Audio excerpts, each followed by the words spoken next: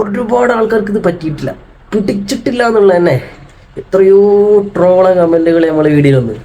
ഈ new year എന്ന് പറയുന്നത് ഒരു മുസ്ലിമിൻ്റെ ന്യൂ ഇയർ മുഹറം ഒന്നല്ലേ, ജനുവരി ഒന്നാണ്. അതെ, ഇവിടെ വ്യത്യസ്തമായ ഒരു ന്യൂ ഇയർ പരിപാടിയാണ്.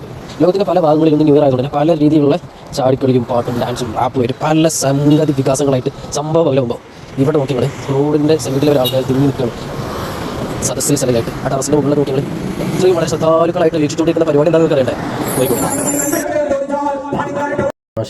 ഏകദേശം 11 ലക്ഷത്തിലേറെ വ്യൂവേഴ്സ് 8 ദിവസം കൊണ്ട് ഈ വീഡിയോ കിട്ടി.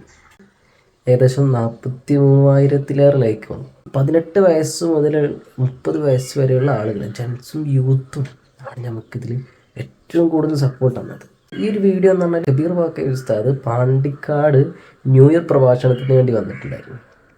ന്യൂ ഇയറിൻ്റെ അന്ന് രാത്രി കള്ളും കഞ്ചാവും ഒക്കെ അടിച്ച് ആണും പെണ്ണും ഒക്കെ ഇടകലർന്ന് ആടിത്തുമുർത്ത് ആഘോഷിക്കുന്ന സമയത്ത് ഇവിടെ ദീനുൽ ഇസ്ലാം പറഞ്ഞതുപോലെ അതനുസരിച്ച് നല്ല നല്ല നിർദ്ദേശങ്ങൾ കേൾക്കാനും നല്ല നസീഹത്ത് കേൾക്കാനും ചരിത്രങ്ങൾ മനസ്സിലാക്കാനും ദിക്റ് ചെല്ലാനും ദുആ ചെയ്യാനും ഒക്കെ ഒരുമിച്ച് കൂടി സംഘടിച്ച യുവാക്കളുടെ യുവതയുടെ യുവസമൂഹത്തിൻ്റെ ഒരു വീഡിയോ ഇതായിരുന്നു.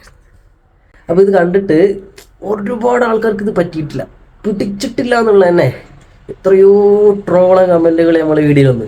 ഞാൻ ഓരോന്നെടുത്ത് പറയുകയാണെങ്കിൽ ഒരുപാടുണ്ടാവും. ഈ യൂത്ത് ഇപ്പോഴും ഇസ്ലാമികമായ ചുറ്റുപാടിൽ ജീവിക്കാൻ ആഗ്രഹിക്കുന്നതിൻ്റെ ഒരു സൂചന ഉള്ളത്. കാരണം ഈ യുവ സമൂഹത്തിന് വേണമെങ്കിൽ ഒരുപാട് സ്ഥലങ്ങളിൽ ആടിത്തുമുറുക്കാൻ പറ്റിയ സ്ഥലങ്ങൾ ആഘോഷിക്കുന്നുണ്ടായിരുന്നു.